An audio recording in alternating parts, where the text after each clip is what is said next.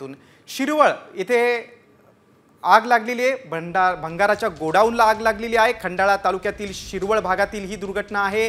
पळशी लॉकिम रोडवर एक भंगाराचं दुकान होतं आणि या दुकानाला आग लागलेली आहे। आगीत हे गोदाम जळून खाक झालेलं आहे। पळशी लॉकिम रोडवरच्या गोदामाला आग लागलेली आहे। सातारा जिल्ह्यातील खंडाळा तालुक्यातील शिरवळ येथील ही दुर्घटना आहे। भंगाराच्या गोडाऊनला भीषण आग लागलेली आपण दृश्यामध्ये बघू शकतो की धुराचे लोटच्या लोट आकाशात दिसत आहेत। आग विझवण्याचा प्रयत्न काही स्थानिकांनी देखील सुरू केलेला आहे।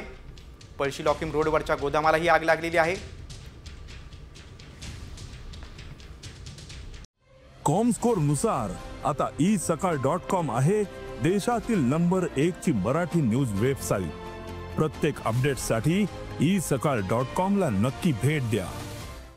शिरवळ येथे आग लागलेली आहे। भंगाराच्या गोडाऊनला आग लागलेली आहे। खंडाळा तालुक्यातील शिरवळ भागातील ही दुर्घटना आहे। पळशी लॉकिम रोडवर एक भंगाराचं दुकान होतं आणि या दुकानाला आग लागलेली आहे। आगीत हे गोदाम जळून खाक झालेलं आहे। पळशी लॉकिम रोडवरच्या गोदामाला आग लागलेली आहे।